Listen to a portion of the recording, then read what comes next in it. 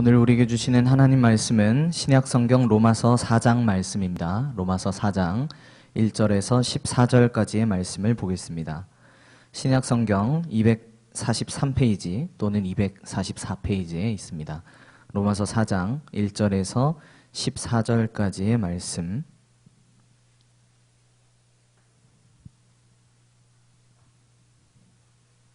네, 찾으셨으면 우리 한 절씩 교독하도록 하겠습니다.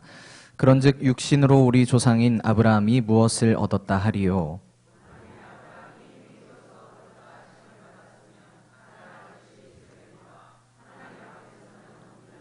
성경이 무엇을 말하느냐? 아브라함이 하나님을 믿음에 그것이 그에게 의로 여겨진 바 되었느니라.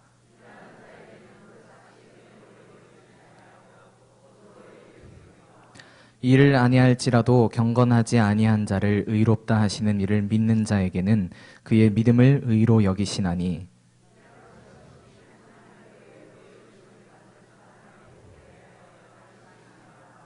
불법이 사함을 받고 죄가 가리어짐을 받는 사람들은 복이 있고,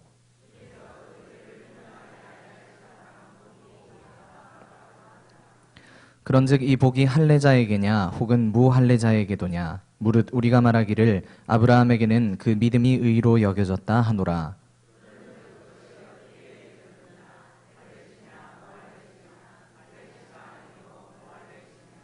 그가 할례의 표를 받은 것은 무할례 시에 믿음으로 된 의를 인친 것이니, 이는 무할례자로서 믿는 모든 자의 조상이 되어 그들도 의로 여기심을 얻게 하려 하심이라.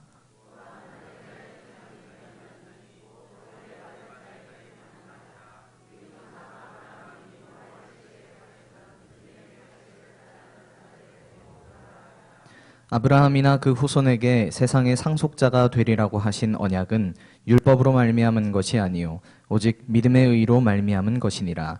만일 율법에 속한 자들이 상속자이면 믿음은 헛것이 되고 약속은 파기되었느니라. 아멘.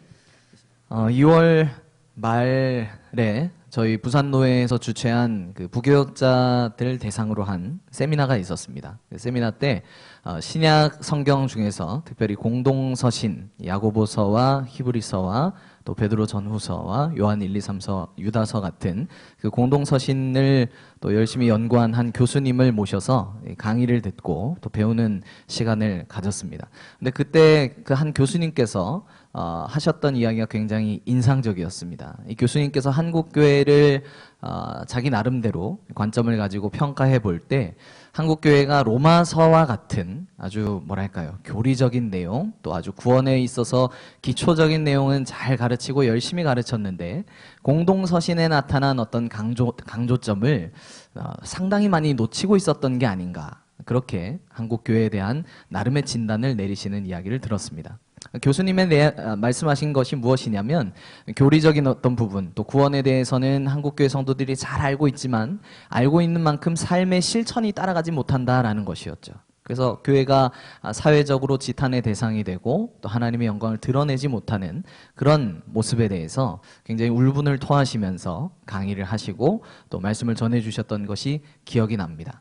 근데 저는 한편으로 그 강의를 듣고 이렇게 그 자리에 앉아 있으면서 그런 질문을 한번 던져봤습니다. 그 교수님께서는 상대적인 의미에서 한국교회가 구원에 대해서 또 로마서와 같은 어떤 교리적인 내용을 잘 가르쳐왔다라고 이야기를 하셨는데 정말 그럴까라는 질문을 저는 역으로 한번 해봤습니다. 왜냐하면 성경은 우리에게 항상 말씀하기를 우리의 구원과 우리의 삶이 늘 연결되어 있다라고 말씀을 하기 때문에 우리의 삶이 제대로 되어 있지 않다면 우리가 구원에 대해서도 제대로 이해하지 못하고 있을 가능성이 높겠다라는 생각이 들었기 때문입니다. 여러분들은 어떠신지 모르겠습니다. 우리가 계속해서 로마서의 말씀을 듣고 또 어떤 구원에 대해서 배우고 신앙의 기초에 대해서 배우는 것을 왜 이렇게 반복적으로 해야 할까 생각하시는 경우가 많이 있는 것 같습니다. 그래서 아주 기초적인 내용, 한번 들었던 내용에 대해서는 내가 이미 잘 알고 있기 때문에 그것을 더 이상 들을 필요가 없어. 나는 이미 그것을 잘 알고 있고 이미 그 단계의 어떤 수준은 돌파한 사람이야. 이런 생각을 우리가 가지기가 쉽다는 것이죠. 그런데 그런 우리의 지식적인 측면에 비례하여서 우리의 삶의 모습도 나타나고 있는지를 한번 돌아보아야 하겠습니다. 제가 계속해서 이 로마서의 말씀을 꾸준하게 이렇게 말씀을 전하고 있습니다. 오늘이 6번째인데 저는 그 강의를 들으면서 나는 지금 로마서를 어떤 마음으로 말씀을 전하고 있을까 이런 생각을 했더랬습니다. 오늘 이 말씀을 준비하면서 또 기도하면서 들었던 생각은 우리가 가지고 있는 이 아주 기초적인 신앙의 내용, 또 어떤 교리적인 부분이라고 할 수 있는 것, 그리고 구원에 대한 이 말씀들을 더 든든하게 털을 다져서 우리가 흔들리지 않고 정말 그 위에 아름답게 우리의 신앙과 삶을 쌓아갈 수 있고 세워갈 수 있으면 좋겠다라는 마음으로 이 말씀을 준비했습니다.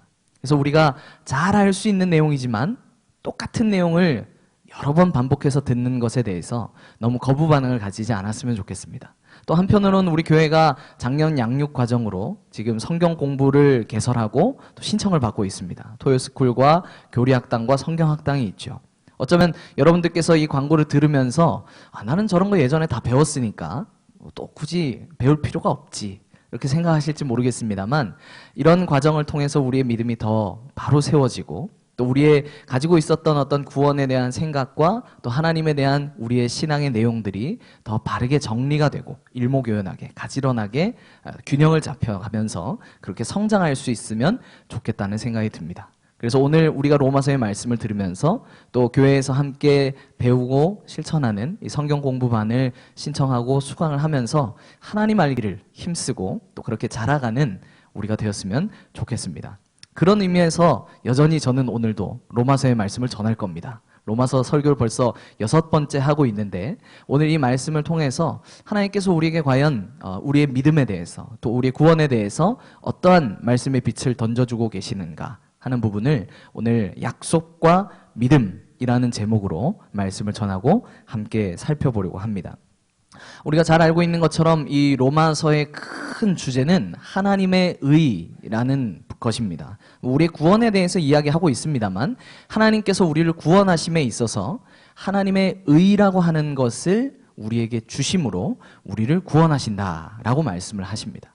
그런데 이 하나님의 의를 또 우리의 구원을 받는 어떤 길 그리고 통로로서 계속해서 강조하고 있는 것이 무엇이냐면 오직 믿음으로 구원을 받는다. 오직 믿음이라는 것이 굉장히 강조가 되고 있었죠. 로마서 1장 17절에 나타난 그런 강조점처럼 우리의 믿음을 계속해서 강조하고 있습니다. 그런데 이 믿음이라고 하는 것이 오직 믿음으로 구원을 받고 오직 믿음으로 의롭다 칭함을 받는 그 사실을 굉장히 강조해 왔습니다. 근데 똑같은 이야기를 다시금 로마서 4장에서 반복하는 것처럼 사도 바울이 지금 또 반복하는 것처럼 보이는데 거기에는 중요한 이유가 있습니다. 사도 바울은 지금 이 로마서 4장에서 무슨 이야기를 하고 싶은 거냐면 하나님께서 우리를 믿음이라는 그 길, 또 수단, 그 통로를 통해서 구원하시는 방법은 신약 시대에 와서 갑자기 툭 튀어나온 것이 아니라 구약 시대부터 이미 있었던 개념이다. 하나님은 계속해서 그 원칙을 가지고서 하나님의 백성들을 대하셨다라는 것을 논리적으로 증명하고 싶어 했습니다. 그래서 사도 바울이 오늘 읽은 로마서 4장에 보면 아주 유명한 두 사람을 예로 들면서 자신의 이야기를 펼쳐갑니다. 그 두 사람이 누구냐면 우리가 성경 본문 읽었습니다만 누가 등장을 했습니까? 아브라함과 한 사람은 다윗입니다. 아브라함과 다윗은 유대인들에게 있어서 가장 인기 있고 가장 유명하고 가장 존경받는 사람들이죠. 유대교에서 아주 핵심적인 그런 인물들이라고 할 수 있는데 또 구약 성경에서 가장 키에 해당하는 핵심에 해당하는 그런 사람들인데 그 사람들의 예를 가지고 와서 하나님께서는 아브라함에게도 그리고 다윗에게도 믿음으로 말미암는 의 또 믿음으로 말미암는 구원을 주셨다라는 것을 보여주기 원했습니다. 그래서 그 예를 지금 들어가면서 사도 바울은 이것이 신약에 갑자기 튀어나온 사도 바울 자신이 고안해낸 어떤 새로운 이야기, 새로운 장치가 아니라 하나님이 원래부터 가지고 계셨던 구원의 계획이었음을 보여주는 것이죠. 그리고 그 맥락에서 오늘 로마서 4장에서는 크게 두 가지를 강조하고 있습니다. 첫 번째는 무엇이냐면 하나님이 우리를 구원하심에 있어서 약속이, 하나님이 주시는 약속이 사람의 믿음보다 앞선다, 선행한다라는 것을 첫 번째로 강조합니다. 두 번째로는 무엇을 강조하냐면 이 약속과 믿음이라는 것 사이의 관계에 있어서 그러면 하나님이 약속을 먼저 주시고 우리에게 믿음을 주시는데 그러면 이 믿음이라고 하는 것이 가지고 있는 역할 또는 기능이 무엇인가 하는 두 번째 부분을 또 사도 바울이 이야기를 하게 될 것입니다. 하나씩 우리가 살펴볼 텐데요. 첫 번째로 우리의 믿음이 가지고 있는 아주 근본적인 성격에 대해서 사도 바울은 이렇게 이야기를 합니다. 하나님께서는 우리에게 약속을 먼저 주시고 그리고 나서 믿음이 뒤따라오게 하신다라는 것이죠. 사실 성경에서 믿음이라고 하는 단어만큼 추상적으로 다가오는 단어도 잘 없는 것 같습니다. 저는 신앙생활을 시작하고 나서 개인적으로 믿음이라는 단어에 대해서 굉장히 고민을 많이 했습니다. 믿음 하는 말 정말 많이 하지 않습니까? 우리가 믿는다라고 이야기를 하고 또 믿음을 가져야 됩니다.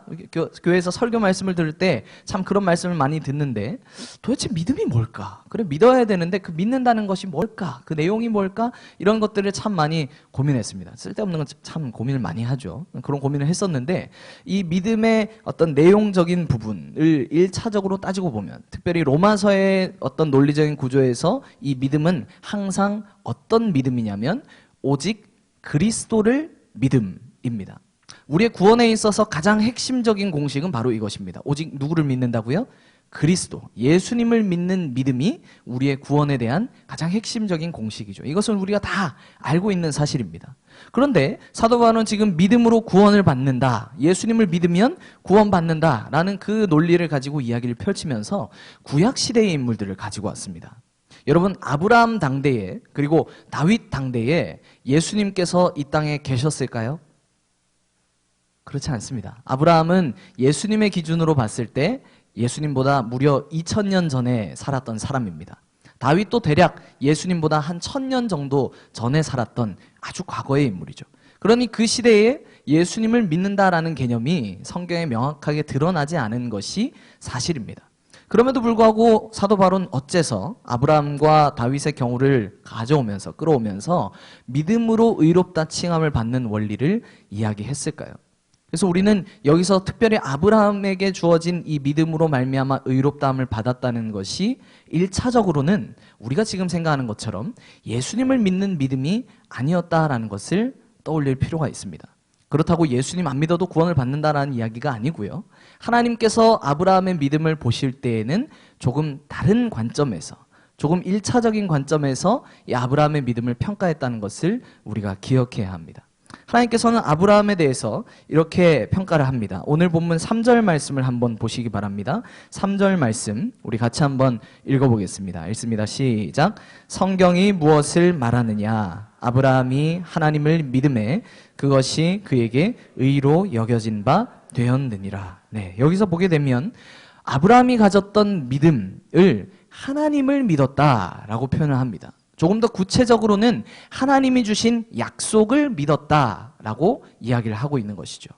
아브라함이 하나님으로부터 의롭다 칭함을 받는 이 내용은 창세기 15장에 나와 있습니다. 근데 창세기 15장에서 하나님께서 아브라함에게 나타나셔서 어떤 약속을 주십니다. 그 약속의 핵심은 무엇이냐면 내가 너에게 많은 자손을 주겠노라 하는 약속이었습니다. 그런데 그때 아브라함에게는 이삭이라는 아들이 태어나기 한참 전이었죠. 그런데도 불구하고 아브라함은 하나님께서 주신 그 약속, 정말 이루어지기 힘들 거라고 여겨지는 그 약속을 믿음으로 받아들였습니다. 바로 이것이 하나님께서 보시기에 아브라함이 믿음으로 의롭다 칭함을 받은 부분입니다. 1차적으로 아브라함의 믿음은 무엇이었냐면 하나님의 약속을 믿는 믿음이었다라는 것이죠. 구약 성경을 보면 특별히 하나님께서 이러한 약속을 주시고 또 그 약속을 통해서 굉장히 중요한 일들을, 하나님 나라의 일들을 또 구원의 일들을 이루어 가시는 것을 보게 됩니다. 어떤 곳에서는 언약이라고 표현되어 있고 또 어떤 곳에서는 하나님의 약속이다 이렇게 표현되고 있죠. 하나님은 항상 약속을 주시고 그 약속을 따라서 일하시는 분으로 특별히 구약 성경이 묘사하고 있습니다. 하나님께서는 아브라함에게 지금 약속을 주셨습니다. 그리고 아브라함은 그 하나님의 약속을 어떻게 했습니까? 믿고 받아들였죠. 바로 그 지점이 하나님께서 아브라함을 의롭다고 불러주시는 부분이다라고 말하고 있습니다. 아브라함은 이렇게 하나님께서 주시는 그 약속, 그 멀리 느껴지고 굉장히 이루어질 수 없을 것처럼 느껴지지만 그러나 하나님이 약속하셨기 때문에 하나님이 그 약속을 반드시 이루실 것이다 라는 그 분명한 확신을 가지고서 하나님의 말씀을 믿음으로 받아들였고, 이것이 하나님이 보시기에 믿음으로 말미암아 의롭다 칭함을 받는 아주 중요한 포인트가 되었다라는 것입니다. 하나님께서는 그래서 아브라함을 이제 의롭다라고 불러주십니다. 하나님의 약속을 믿는 신뢰, 믿음, 이것을 가진 사람들을 하나님께서는 의롭다 보시고 또 그가 하나님의 사람이다 이렇게 불러주시는 측면을 가지고 있습니다. 특별히 아브라함이 가지고 있었던 이러한 하나님의 약속에 대한 분명한 믿음은 우리가 이미 잘 알고 있는 히브리서 11장에 보면 하나님께서 아브라함을 부르시던 그 장면을 히브리서의 저자가 평가하고 있는 부분에서 분명하게 알 수 있습니다. 히브리서 11장 8절에서 10절까지의 말씀을 한번 보겠습니다. 앞에 자막이 나와 있는데요. 특별히 강조가 되어 있는 부분을 유심히 쳐다보시면서 읽어봤으면 좋겠습니다. 8절부터 10절까지 우리 다 함께 읽겠습니다. 시작. 믿음으로 아브라함은 부르심을 받았을 때에 순종하여 하나님의 약속에 따라 장래의 유업으로 받을 땅에 나아갈새 갈 바를 알지 못하고 나아갔으며 믿음으로 그가 이방의 땅에 있는 것 같이 약속의 땅에 거류하여 동일한 약속을 유업으로 함께 받은 이삭 및 야곱과 더불어 장막에 거했으니 이는 그가 하나님이 계획하시고 지으실 터가 있는 성을 바랐음이라. 아멘. 여기서 보시면 하나님께서 아브라함을 부르실 때 아브라함이 신뢰했던 아주 핵심은 하나님의 약속이었습니다. 하나님께서 약속하셨으니 하나님께서 그 약속을 반드시 이루실 것이다 라는 분명한 믿음과 확신과 고백이 아브라함에게 있었다라는 것이죠. 그래서 아브라함은 갈 바를 알지 못하고 나아가고 또 이방인의 땅에 거류하게 되고 그곳에서 인내하고 했던 그 모든 것이 하나님의 약속을 신뢰했기 때문이고 믿었기 때문이다. 그 약속에 대한 분명한 믿음이 있었기 때문이다 라고 히브리서의 저자가 지금 평가하고 있는 것입니다. 아브라함이 대단한 믿음을 스스로 만들어낸 것이 아니고 하나님께서 주신 약속이 그의 인생에 있어서 늘 언제나 앞자리에 위치하고 있는 것을 우리는 보게 됩니다. 이 아브라함의 아주 분명한 예에서 우리가 발견할 수 있는 사실은 하나님께서 우리에게 믿음을 요구하시기 전에 언제나 하나님의 무엇을 주신다는 겁니까? 약속을 주신다는 것이죠. 그래서 우리가 우리의 믿음을 끌어올려서 뭔가 하나님의 약속을 쟁취하고 얻어내고 따내고 하는 그런 개념이 아니라 항상 우리의 노력이나 우리의 수고나 우리의 어떤 생각 이전에, 계획 이전에 약속을 주시는 하나님이 계시다라는 사실을 우리는 기억할 필요가 있습니다. 우리의 신앙도 역시 마찬가지입니다. 우리가 지금 다 예수님을 믿는 그 믿음을 가지고 이 땅을 살아가며 또 이렇게 이 자리에 나와서 예배하고 있습니다. 근데 우리가 살아가는 이 삶에서 또 우리의 신앙에서 우리의 믿음에 있어서 언제나 앞장서 있는 것은 나의 노력이나 나의 수고가 아니라 나에게 약속을 주신 하나님이시다라는 점을 우리가 기억할 필요가 있습니다. 그래서 믿음에서는 언제나 우리의 믿음이 아니라 하나님의 약속이 앞선다는 원칙, 우리의 일상적인 삶에서도 하나님께서 이 약속을 주시고 그 약속을 따라서 우리를 위한 구원의 일을 이루어 가신다는 그 사실을 우리가 믿으며 하나님 앞에 살아갈 수 있는 저와 여러분들 되시기를 주님의 이름으로 축원합니다. 아멘. 이 일반적인 원리에서 따라 나오는 중요한 원칙이 있습니다. 첫 번째 원칙은 약속이 믿음에 앞선다 라는 것이었고, 그러면 약속이 믿음에 앞선다고 했으니까 믿음은 별로 중요하지 않은 것처럼 느껴질 수 있지 않겠습니까? 그래서 이 구도 속에서 약속과 믿음이라는 약속이 앞서고 믿음이 뒤따라오는 이 관계 속에서 우리의 믿음은 도대체 어떤 역할을 하는지를 한번 생각해 볼 필요가 있습니다. 만약 우리가 이 믿음에 대해서 아주 높은 점수를 주고 이 믿음의 역할을 지나치게 강조하고 신뢰하고 거기에 뭔가 에너지를 많이 쏟게 되면 우리는 자칫 공로주의로 흐를 가능성이 있습니다. 예를 들어서 이런 겁니다. 내가 믿었으니까, 내가 이것을 하나님의 약속을 믿고 받아들이고 뭔가 믿는 나의 노력, 또 그 믿으려고 하는 나의 수고가 있었기 때문에 구원에 있어서 나의 역할이 꽤 중요하고 꽤 크게 작용할 수 있겠구나, 이렇게 생각하면 안 된다는 겁니다. 그런데 안타깝게도 많은 사람들이 이 믿음이라고 하는 것을 그런 식으로 생각하는 경우가 있습니다. 실제로 중세시대의 교회사를 살펴보면 구원에 대한 개념에서 이런 개념이 굉장히 많이 드러나는 것을 발견할 수 있습니다. 믿음을, 우리의 믿음, 나의 어떤 믿는 행위, 이 믿음 자체를 너무 강조하고 크게 여겨서 하나님이 주시는 약속보다 나에게 어떤 그 시소의 균형이 더 치우쳐 있는 그런 모양으로, 그래서 인간의 어떤 노력으로, 인간의 믿음으로, 인간의 믿음의 어떤 공로로 구원을 받게 되는 것처럼 사람들이 착각을 하곤 했다라는 것이죠. 그러나 오늘 본문은 그런 이야기를 하기 위해서 기록된 본문이 아닙니다. 여러분, 우리의 개인적인 경험을 한번 스스로 떠올려 보시기 바랍니다. 여러분들은 어떤 방식으로 우리가 소위 말하는 이 믿음을 가지게 됐습니까? 이 믿음이 어떻게 우리 안에 형성되었습니까? 혹시 여러분들 가운데 내가 예수님을 믿어야지 이렇게 생각하고서 한 10년 정도 골방에 박혀서 기도하고 선을 행하고 도를 쌓았던 분이 계십니까? 예수님을 믿기 위해서, 나에게 이 믿음이라는 것이 싹트게 하기 위해서 성경을 한 100번 정도 읽고 또 이 신학적인 어떤 내용을 공부한 분이 계십니까? 장담하건대 우리 가운데 그런 분은 한 분도 없을 겁니다. 제 개인적인 경험을 돌아봐도 그렇습니다. 이 믿음이라는 것이 내가 노력해서 투쟁하고 쟁취하고 따낸 어떤 그런 개념이 아니라 나중에 정신을 차려보니까 나에게 이미 찾아와 있는, 나에게 이미 싹터 있는, 나에게 이미 형성되어 있는 것으로 우리의 믿음이 다가오지 않았습니까? 내가 노력해서 만들어낸 믿음이라는 개념이 전혀 아니라는 것이죠. 이것이 우리의 삶에서, 우리의 개인적인 경험에서 분명히 드러납니다. 이 믿음은 오히려 어떻게 형성되었습니까? 내가 하나님의 말씀을 잘 알지 못할 때에, 하나님을 알기 위해서 애쓰지 않았을 때에 자연스럽게 내 안에 믿음이라는 그 씨앗이 심겨지고 그것이 싹을 틔우고 자라나서 하나님을 바라보는 믿음이 뭔가 장성한 어떤 수준 높은 믿음이 되어 있지 않았습니까? 이것이 우리가 가지고 있는 믿음이라고 하는 것의 독특성입니다. 만약 우리가 이러한 믿음의 독특한 성격을 기억한다면 우리는 이 믿음을 우리의 공로라고 이야기할 수 없을 겁니다. 왜냐하면 그 믿음을 형성하기 위해서, 그 믿음을 하나님께로부터 내가 뭔가 받아내고 쟁취하기 위해서 내가 노력한 것이 없기 때문이죠. 그런데 이런 큰 그림 속에서 우리의 믿음을 생각하지 않고 뭔가 오직 믿음으로 구원받는다라는 말을 잘못 이해해서 그래, 내가 믿음을 만들어내고 내가 믿음을 쌓아내고 내가 믿음을 뭔가 크게 자라게 만들어서 내 믿음으로 구원을 쟁취하는 것처럼 생각해서는 안 된다라는 것이죠. 우리가 만약 그렇게 우리의 믿음을 생각하고 그런 방식으로 믿음을 기능하게 한다면 우리는 또 다른 형태의 공로주의로 사로잡히고 빠지고 말 것입니다. 그래서 이러한 내용을 강조하기 위해서 종교개혁자였던 존 칼빈이라는 분이 이런 이야기를 남겼습니다. 자막을 한번 준비했는데요. 같이 한번 읽어보겠습니다. 천천히 어떤 것을 대조하고 있는지를 생각하면서 같이 한번 읽겠습니다. 읽습니다. 시작.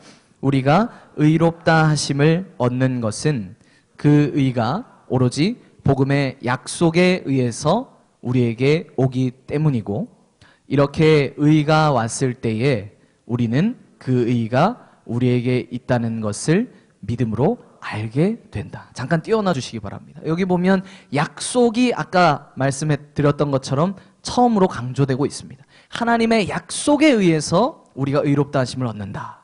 그런데 이 의라는 것이 우리에게 어떻게 다가오고 어떻게 체험되는가를 이야기할 때 그 뒷부분을, 아래쪽에 세 줄을 이렇게 이야기를 합니다. 이렇게 의가 왔을 때에 우리는 그 의가 왔다는 것을 믿음으로 어떻게 한다고요? 알게 된답니다. 믿음으로 내가 그 의를 끌어당기는 게 아니고요. 믿음의 기능은 무엇이냐면 하나님이 이미 우리에게 주신 이 의라는 것이 있구나 깨닫게 된다는 거죠. 정신 차려보니까 하나님이 나에게 주신 의라는 것이 있더라라는 겁니다. 아브라함식으로 표현해보면 정신 차려보니까 하나님이 주신 뭐가 있습니까? 약속이 있더라라는 겁니다. 하나님은 항상 우리에게 약속을 먼저 주십니다. 하나님은 항상 우리에게 의를 먼저 주십니다. 네가 믿음으로 약속을 쟁취해라. 네가 믿음으로 구원을 쟁취해라. 네가 믿음으로 의라는 것을 따내라 라고 말씀하시지 않고 우리에게 항상 의를, 약속을 먼저 주시는 분이라는 것입니다. 그러므로 우리는 마치 우리의 믿음이 대단한 역할을 하는 것처럼 착각해서는 안 됩니다. 하나님, 그래도 제가 이 믿는 역할을 뭔가 했지 않습니까? 제가 이 믿음을 뭔가 사용해서 하나님께 나아가지 않았습니까? 제 믿음이 대단하지 않습니까? 라고 말할 수 있는 요소가 없다라는 겁니다. 하나님께서 우리에게 그려주시는 이 구원이라는 그림은 이렇게 넓고도 다양한 측면을 가지고 있습니다. 그래서 우리는 아주 심플하게 오직 믿음으로 구원받는다는 그 말 때문에 잘못된 논리에 빠져서 뭔가 우리의 믿음이 스스로를 구원해낼 수 있는 능력이 되는 것처럼, 공로가 되는 것처럼 생각해서는 안 된다는 것입니다. 그래서 개혁 신학에 있어서 항상 성도의 구원을 말할 때 언제나 가장 먼저 이야기하는 것이 무엇이냐면 우리를 부르시는 하나님을 이야기합니다. 내가 믿음을 가지고 찾아가는 그런 하나님이 아니라 우리를 부르시고 우리에게 믿음을 싹 틔우게 하시고 자라게 하시고 하나님 앞으로 기꺼이 나오게 하시는 하나님의 은혜와 사랑, 구원은 그런 것입니다. 우리는 정신 차려보니 우리의 믿음으로 하나님이 나에게 이러한 약속을 주셨고 하나님이 나에게 믿음을 주셨고 하나님이 나에게 이 의라는 것을, 이 생명이라는 것을 주셨구나 하는 사실을 깨달을 뿐이라는 것이죠. 그러니 우리가 만약 구원을 이렇게 이해한다면 하나님 앞에서 자랑할 것이 없습니다. 하나님, 제 믿음이 대단하지 않습니까? 제 믿음이 뭔가 이렇게 해내지 않았습니까? 제 믿음으로 이것을 얻어내지 않았습니까? 라고 말하는 것이 아니라 우리에게 약속을 주셨고 우리에게 의를 주셨고 우리에게 믿음을 주시고 그것이 자라게 하시는 하나님을 찬양할 뿐인 것이죠. 우리의 구원에 대해서 이야기하는 것이 어쩌면 지루하게 느껴질 수 있습니다. 그러나 사랑하는 성도 여러분, 하나님께서 우리에게 주신 이 구원이 어떠한 모습인지를 우린 누구보다 잘 알아야 합니다. 그래야만 하나님 앞에서 허튼 신앙의 모습으로 빠지지 않을 수 있습니다. 하나님께서 오늘 이 말씀을 통해서 우리에게 두 가지 중요한 사실을 알려주십니다. 우리가 자랑할 만한 우리의 믿음보다도 항상 무엇이 앞섭니까? 하나님의 약속이 앞섭니다. 그리고 그 약속과 믿음의 관계에 있어서 늘 우선순위를 차지하는 것도 역시 하나님의 약속입니다. 우리의 믿음은 그저 하나님께서 주신 그 약속과 의와 은혜를 깨닫게 하고 더 풍성하게 누리게 하고 그것이 우리의 것으로 주어지도록 하는 것입니다. 그래서 우리가 이 구원의 놀라운 은혜, 또 하나님이 주신 그 구원의 큰 그림 속에서 우리의 역할도 한편으로는 생각하지만 우리에게 주신 그 은혜를 더 풍성하게 감사할 수 있는 삶이 되었으면 합니다. 뭔가 내 믿음으로 쟁취해낸 어떤 그런 개념의 구원이 아니라 하나님께서 나에게 주신 그 구원의 정말 선물로서의 면모를 우리가 깊이 깨닫고 하나님 앞에 감사할 수 있는 삶을 살아야 할 것입니다. 말씀을 정리합니다. 사랑하는 성도 여러분, 오늘 우리는 로마서 4장 말씀을 통하여서 두 가지 중요한 사실을 생각했습니다. 언제나 하나님의 주시는 약속이 우리의 믿음보다 앞선다는 것, 그리고 바로 그러한 이유 때문에 우리의 믿음조차도 하나님 앞에서는 공로가 될 수 없다는 사실을 살펴보았습니다. 우리가 이 두 가지 중요한 사실을 깊이 생각하고서 마음속에 기억하고서 하나님 앞에 나아갈 때 우리의 공로, 우리의 믿음, 어떤 우리의 모습을 자꾸 내세우고 자랑하는 것이 아니라 하나님께서 주신 것을 감사하고 하나님의 약속과 의와 이미 나에게 주어진 그 모든 은혜로 인해서 찬양할 수 있는 삶이 되기를 원합니다. 또한 나아가서 우리의 일평생 살아가는 동안에 단 한순간이라도 우리의 믿음이 하나님 앞에서 공로로 자리매김하지 않도록 우리 자신을 늘 돌아보면서 하나님 앞에 겸손과 감사와 찬양으로 살아갈 수 있는 저와 여러분들 되시기를 주님의 이름으로 축원합니다. 아멘.